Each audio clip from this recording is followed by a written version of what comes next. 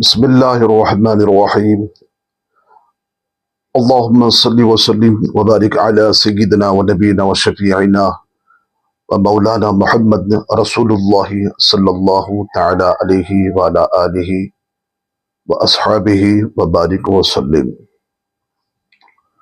ناظرین، آپ کے سامنے ہم ایک نئے موضوع کے ساتھ پھر آپ کے سامنے حاضر ہوئے ہیں۔ آج کا جو موضوع ہے، بہت سارے ایسے ویڈیو اور بہت سارے ایسے نوجوان جو آج کل یہ کہتے ہوئے نظر آتے ہیں کہ اللہ کے ولیوں کے حق میں توہین کرتے ہوئے، گستاخی کرتے ہوئے نظر آتے ہیں، اور اولیاء اللہ سے مدد مانگنے پر لوگوں کو مشرک اور شرک کا فتویٰ لگاتے ہیں اور ان کو مشرک بناتے ہیں۔ لیکن حقیقتاً اگر دیکھا جائے، شرک کب بنتا ہے اور مشرک کب ہوتا ہے؟ لیکن آج کچھ ایسے نام و نہاد جو اہل حدیث، جو اپنے آپ کو اہل حدیث تو کہتے ہیں، دعویٰ کرتے ہیں، لیکن ان کے پاس سمجھداری بہت دور دور تک نہیں ہے۔ لیکن یاد رکھیں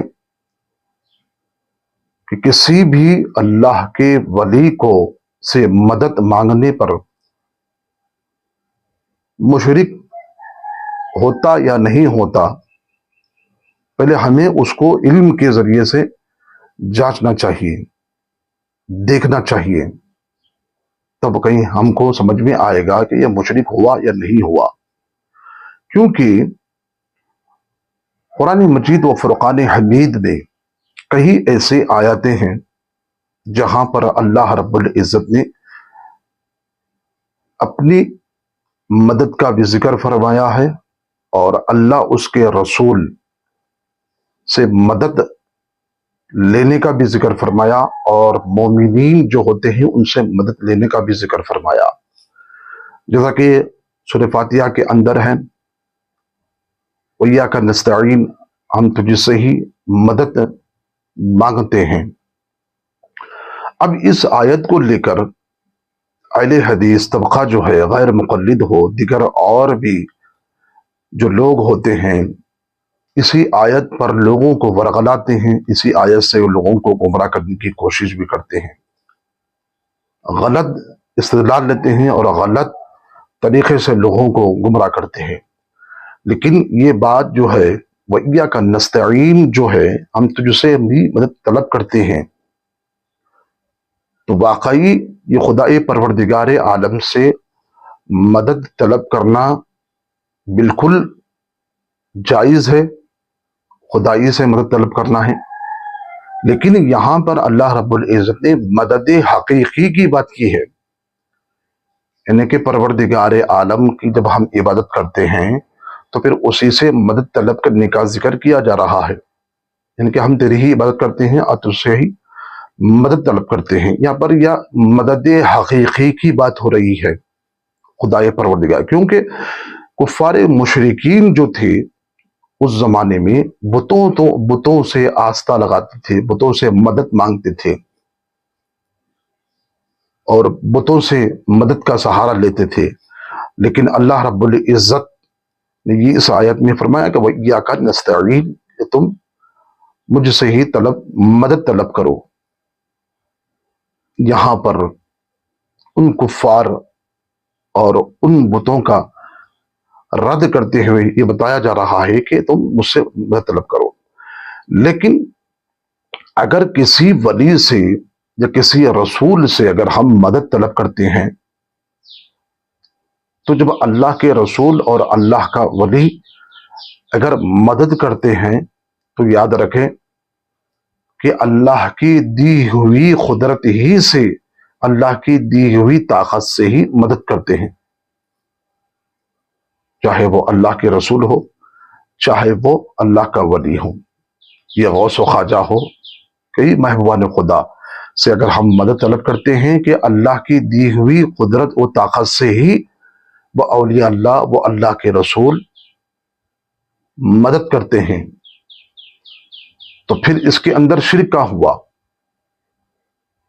تو لوگ جو ہے اس کے اندر ورغلا کے جو ہے اس کے اندر لوگ جو ہے اس کا غلط استدلال لیتے ہیں اور غلط طریقے سے اس کا رنگ دینے کی کوشش کرتے ہیں، جبکہ اللہ رب العزت نے خود فرما رہا ہے، کس میں؟ سورہ مائدہ کی 55 آیتیں ہیں، انما ولیکم اللہ ورسولہ والذین آمنوا یقیمون الصلاۃ ویؤتون الزکاۃ وہم راکعون۔ سورہ مائدہ 55 نمبر آیت ہے۔ کیا فرما رہا ہے اللہ رب العزت؟ تمہارا مددگار صرف اللہ ہے اور اس کا رسول پاک علیہ الصلوۃ والسلام ہے، اس کے رسول ہیں، اور وہ ایمان والے ہیں، اور جو نماز قائم کرتے ہیں، زکوٰۃ ادا کرتے ہیں، اور رکوع اور سجود یعنی کہ وہ عاجزی سے جھکنے والے لوگ ہیں۔ تو ناظرین، یہاں پر تینوں سے مدد طلب کرنے کا ذکر سورہ مائدہ کے اندر 55 میں یہ بھی ذکر کیا جا رہا، جبکہ ہم نے پچھلی آیت میں بتایا کہ ایاک نستعین، ہم تجھ سے ہی مدد طلب کرتے ہیں، تو وہ جو مدد حقیقی کی بات ہو رہی ہے۔ لیکن اللہ جس کو قدرت دے دے، جس کو طاقت دے دے مدد کرنے کی، چاہے وہ اللہ کے رسول ہو، چاہے وہ اللہ کا ولی اور محبوب بندہ ہو، چاہے وہ غوث اعظم ہو، چاہے وہ غوث و خواجہ ہو، یہ اللہ کی دی ہوئی طاقت سے ہی لوگوں کی مدد کرتے ہیں اور لوگ ان سے مدد طلب کرتے ہیں۔ لیکن یہاں پر یہ بات یہ بھی سمجھنا ہے کہ کوئی بھی مومن، صاحب مومن، ایمان والا، کلمہ پڑھنے والا کسی بھی ولی کو، رسول کو خدا نہیں سمجھتا، اللہ نہیں سمجھتا ہے۔ کسی بھی ولی کو اللہ خدا سمجھ کر نہیں مانگتا ہے، بلکہ یہ اللہ کے دوست ہیں، اللہ نے ان کو اپنا دوست بنایا۔ جیسے کہ 11ویں پارے کے اندر اللہ رب العزت نے فرمایا کہ الا ان اولیاء اللہ لا خوف علیہم ولا هم یحزنون۔ اللہ رب العزت نے یہاں فرمایا خبردار، بے شک اولیاء اللہ اللہ کے دوست ہیں۔ کون؟ اولیاء اللہ، تمام محبوبان خدا، جو نیک بندے، اطاعت گزار بندے ہیں، جو رات بھر جو جاگ کر عبادت کرنے والے، جب یہ اللہ کے دوست ہیں، ان کے اوپر کوئی غم نہیں، ان پر اوپر کوئی خوف نہیں۔ جب اللہ کے جو دوست ہوتے ہیں تو اللہ نے جن کو اپنا دوست بنایا ہے، تو پھر وہ اللہ کے ولی کے پاس اگر کوئی صاحب ایمان والا، صاحب مومن، جو کلمہ پڑھنے والا، اگر ان سے اگر مدد طلب کرتا ہے تو یہ سمجھ کر مدد طلب کرتا ہے کہ یہ اللہ کے دوست ہیں، جن کو اللہ نے دوست بنایا ہے، دوست سمجھ کر، اللہ کا نیک محبوب بندہ سمجھ کر ان سے مدد مانگتا ہے، خدا سمجھ کر نہیں، اللہ سمجھ کر نہیں، بلکہ اللہ نے ان کو طاقت دی ہے، قدرت دی ہے کہ مدد کرو اور ان کو سہارا دو، ان کی مشکلات کو، پریشانیوں کو دور کرو۔ آگے آنے والی ہیں حدیثیں، اور حدیثوں کو میں کوٹ کروں گا آگے تاکہ واضح ہو جائے کہ اللہ سے مدد طلب کرنا یہ حقیقی مدد ہے۔ لیکن اللہ جس کو طاقت دے دے، اللہ جس کو اجازت دے دے کہ وہ مدد کرنے پر مامور کر دے، یعنی کہ مدد کرنے پہ کھڑا کر دے، لوگوں کی حاجتوں کو اور پریشانیوں کو دور کرنے کے لیے لوگوں کو، اللہ کے نیک بندوں کو اللہ خود کھڑا کر دے، تو اس کے اندر کوئی شرک بنتا ہی نہیں، کوئی مشرک ہی نہیں ہوتا۔ جب جس کے اندر یہ آیت فرمایا جا رہا ہے انما ولیکم اللہ ورسولہ والذین آمنوا، بے شک اللہ مددگار بھی ہے اور اس کے رسول پاک علیہ الصلوۃ والسلام مددگار بھی ہیں، اور مومنین بھی مددگار بھی ہے۔ صرف ایک آیت میں اللہ رب العزت نے تینوں کے مدد کا ذکر فرمایا۔ ایک اللہ مدد کرنے والا ہے، یہ حقیقی مدد خدا کی ہے، اور دوسرا جو ہے اللہ کی دی ہوئی طاقت سے، اللہ کی دی ہوئی قدرت سے رسول پاک علیہ الصلوۃ والسلام مدد کرتے ہیں، اور مومنین، صاحب محبوبان خدا، غوث و خواجہ، یہ تمام اولیاء اللہ اللہ کی دی ہوئی طاقت سے مدد کرتے ہیں۔ لیکن یاد رکھیں کہ کوئی بھی مومن کسی بھی ولی کو خدا نہیں سمجھتا ہے۔ لیکن مشرکین کا عقیدہ تھا، مشرکین کا یہ عقیدہ تھا کہ بتوں کو خدا کی ذات میں یہ شریک کرتے تھے، یہ خدا کا بیٹا کہتے تھے، خدا کے ہمسر برابر کھڑا کرتے تھے۔ یہ ان کا عقیدہ ہے، یہ ہندوؤں کا، یہ مجوسیوں کا عقیدہ ہے۔ لیکن مومن کا عقیدہ کیا ہے کہ اللہ نے خود فرمایا کہ 11ویں پارے میں الا ان اولیاء اللہ لا خوف علیہم ولا هم يحزنون، خبردار بے شک یہ اللہ کے دوست ہیں۔ تو جب مومن کسی اللہ کے دوست کے پاس جا کر مدد طلب کرتا ہے تو پھر یہ اللہ کے دوست سے مدد طلب کر رہا ہے، خدا سمجھ کر نہیں، یہ خدا کی ذات میں کسی کو شریک نہیں کر رہا ہے، بلکہ اللہ رب العزت نے ان کو خود کھڑا کیا ہے مدد کرنے پر۔ تو پھر بظاہر وہ کیسے مشرک ہوا، کیسے وہ شرک کیا؟ نعوذ باللہ، اللہ ہم سب کو صحیح سمجھ کی توفیق بھی عطا فرمائے۔ اب دوسرے مقام پہ دیکھیے آپ، سورہ تحریم کی آیت میں ہے فَإِنَّ اللَّهَ هُوَ مَوْلَاهُ وَجِبْرِيلُ وَصَالِحُ الْمُؤْمِنِينَ، یعنی کہ بے شک اللہ تعالیٰ جبرائیل علیہ السلام اور نیک مومن مددگار ہے۔ کیا ہے؟ بے شک اللہ بھی مددگار ہے اور جبرائیل علیہ السلام بھی مددگار ہے اور صالحین بھی مددگار بھی ہیں۔ اب اس آیت میں کیا کہو گے؟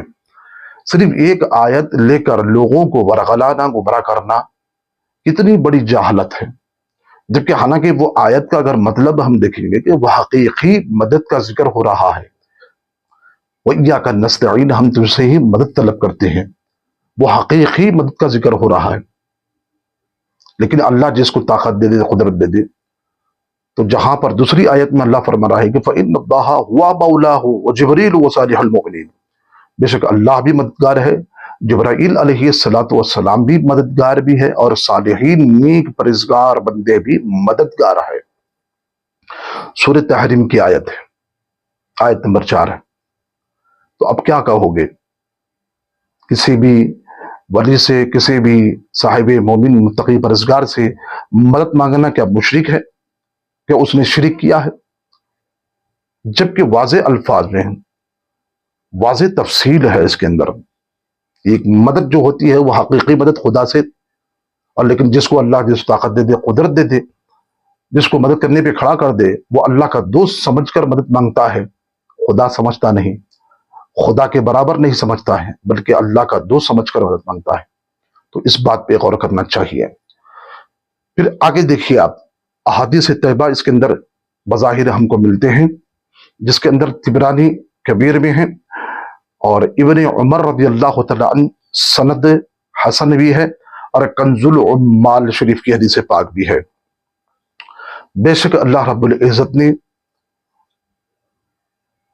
کچھ بندے ایسے ہیں جنہیں اللہ تعالیٰ نے مخلوق کی حاجت روائی اور مشکل کشائی کے لیے خاص فرما رکھا ہے،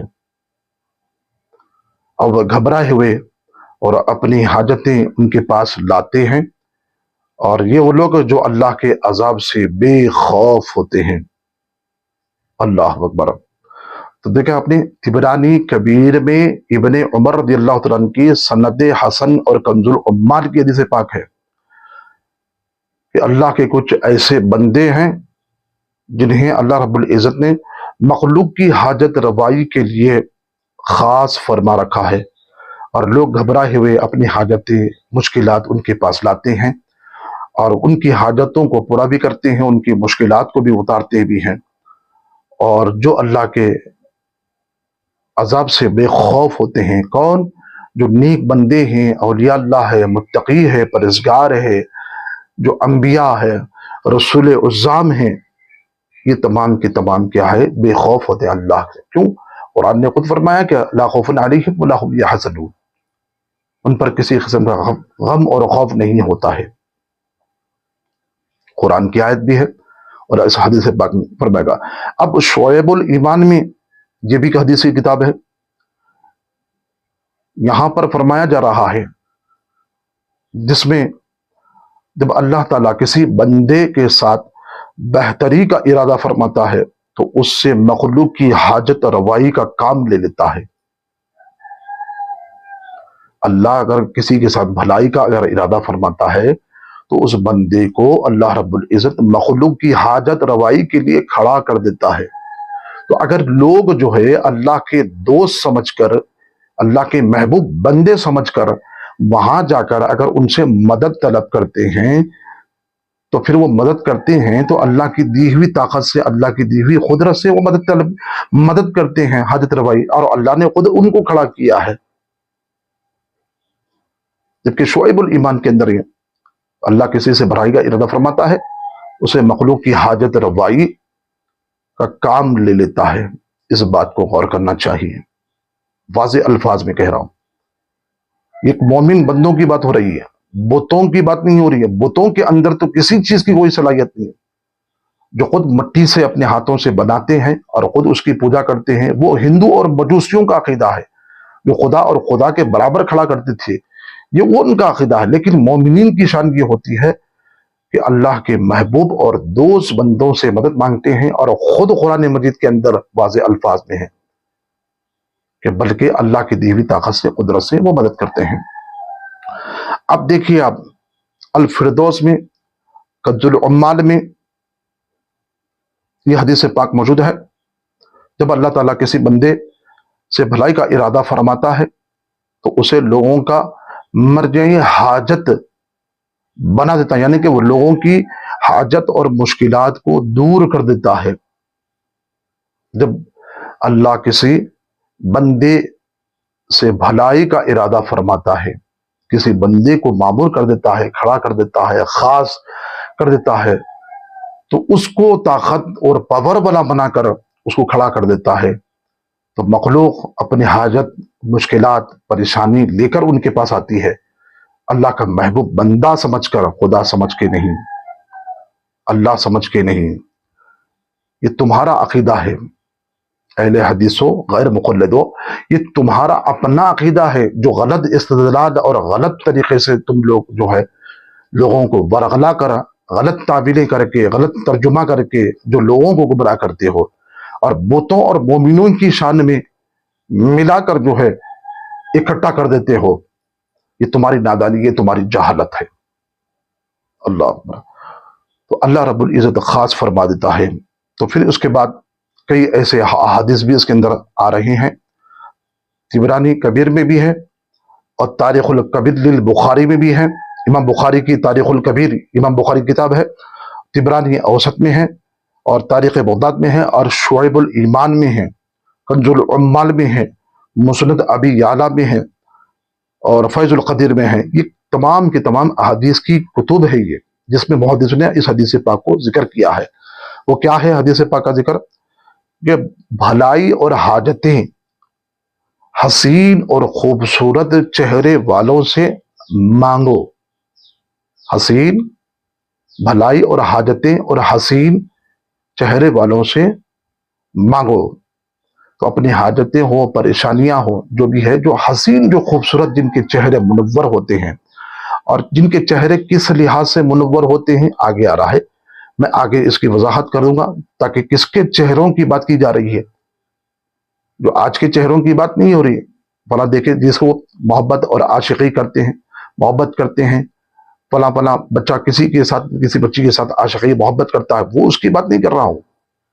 جو آج جو خوبصورتی، جو آج دنیا کے لحاظ سے خوبصورتی اور دیکھ کر مر مٹتے ہیں، عاشقی کرتے ہیں، ان کے چہروں کو دیکھ کر، وہ حسین خوبصورت چہروں کو دیکھ کر، لیکن ان چہروں کی بات نہیں کر رہا ہوں، بلکہ وہ چہرے ہیں جن چہروں کی خصوصیت کا ذکر قرآن حدیث پاک کے اندر آ رہا ہے۔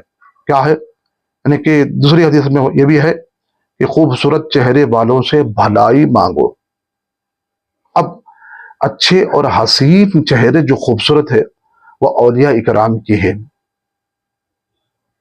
اور حسن اول سے ان سے محبت بھی فرماتا ہے، اور حدیث نبوی میں ہے کہ حسین اور خوبصورت چہرے کس کے ہیں؟ ابن ماجہ کی حدیث پاک میں ہیں۔ اس بات کو غور کریں، جس نے رات کو نماز کی کثرت کی، صبح کو اس کا چہرہ حسین ہوگا، خوبصورت ہوگا۔ میرے عزیزان محترم، جہاں پر خوبصورت چہرے والوں سے اپنی حاجتیں اور بھلائی مانگنے کا جب ذکر کیا جا رہا ہے تو خوبصورت چہرے بھلائی مانگنے پر جو خوبصورت چہرے ہیں کس کے ہیں؟ جو راتوں کو اڑتے ہیں، نمازوں کی کثرت خواب قیام کرتے ہیں، اللہ کی عبادت کے لیے کھڑے ہو جاتے ہیں، تو صبح کو ان کا چہرہ منور روشن خوبصورت ہوتا ہے۔ تو ایسے چہرے والوں سے حاجتیں، اپنی پریشانیاں، مشکلات ان کے سامنے رکھو، وہ ان کی مشکلات کو دور کریں گے، پریشانیوں کو دور کریں گے اور تمہاری حاجتوں کو پورا کریں گے۔ تو یہ ہے، ان کے چہرے بڑے خوبصورت منور ہوں گے، اللہ اپنے نور سے ان کے چہروں کو منور کرے گا، اور راتوں میں اٹھ کر یہ نماز قیام کرتے ہیں۔ تو عزیزان محترم، یہ ایک بات یہ ہو گئی۔ کنز العمال کی دوسری حدیث پاک میں ہے، المستدرک للحاکم میں ہے، طبرانی اوسط میں ہے، اور الحاکم فی التاریخ میں سرکار فرماتے ہیں کہ میری امت کے رحم کرنے والوں سے فضل اور کرم مانگو، تم رزق دیے جاؤ گے اور فلاح پاؤ گے۔ کیا فرما رہے ہیں کہ میری امت کے رحم دل والوں سے فضل بھی مانگو، کرم بھی مانگو، اور رزق بھی دیا جائے گا اور تم کامیاب بھی رہو گے۔ یہ حدیث پاک میں نے اوپر آپ کو پہلے ہی حوالے بتا دیا ہے۔ پھر دوسری حدیث پاک میں ہے، طبرانی اوسط میں ہے، اپنی حاجتیں میری امت کے رحمت والے افراد سے مانگو، تمہیں رزق دیا جائے گا اور تمہیں کامیابی حاصل بھی ہوگی۔ تو اب رحم دل بندے کون ہیں؟ وہ اللہ کے محبوب بندے ہیں۔ قرآن کی سورہ نساء کی آیت یہ بھی ہے کہ انعم اللہ علیہم من النبیین والصدیقین والشہداء والصالحین وحسن اولئک رفیقا۔ یہ تمام جو بندے ہیں، جو رحمت والے، رحم دل والے بندے ہیں، اللہ نے کس پر انعام کیا؟ نبیین پر، جو تمام انبیاء علیہ السلام، رسول پاک علیہ السلام، اور تمام نبیوں کے سردار رسول پاک علیہ السلام، یہ رحم دل والے بندے ہیں، خاص محبوب بندے ہیں۔ پھر شہداء کرام، صدیقین ہیں، یہ بھی رحم دل والے بندے ہیں، شہداء ہے، رحم دل والے بندے ہیں، صالحین، نیک اولیاء اللہ، غوث و خواجہ، تمام اولیاء اللہ محبوبان خدا، یہ بھی رحم دل والے بندے ہیں۔ وحسن اولئک رفیقا، کیا ہی اچھے ساتھی ہے، کیا ہی اچھے دوست ہیں تمہارے۔ اب یہ واضح الفاظ میں یہ تمام چیزیں آپ کے سامنے رکھنے کا مقصد یہ ہے کہ اولیاء اللہ سے مدد مانگنا، ان کے اپنی حاجتیں طلب کرنا، ان سے مشکلات اور اپنی حاجتیں ان کے پاس لے جانا بالکل جائز ہے، بشرطے کہ یہ سمجھے کہ کوئی بھی مومن کلمہ پڑھنے والا کسی بھی ولی کو، رسول کو خدا سمجھ کر نہیں مانگتا، بلکہ اللہ کا دوست سمجھ کر، محبوب بندہ سمجھ کر ان سے مدد مانگتا ہے، اور اللہ خود ان کو کھڑا کیا ہے مخلوق کی حاجت روائی کے لیے، مشکل کشائی کے لیے، اور بندوں کی مشکل کشائی اور پریشانیوں کو، حاجتوں کو دور کرتے ہیں، اور قرآن اور حدیث سے آپ کے سامنے رکھا ہے۔ اس بات پہ غور کریں، واضح الفاظ میں، بڑے ہی روشن الفاظ میں قرآن اور حدیث کے ذریعے سے، دلائل کے ذریعے سے میں نے آپ کے سامنے رکھا ہے۔ اللہ ہم سب کو صحیح سمجھنے کی توفیق بھی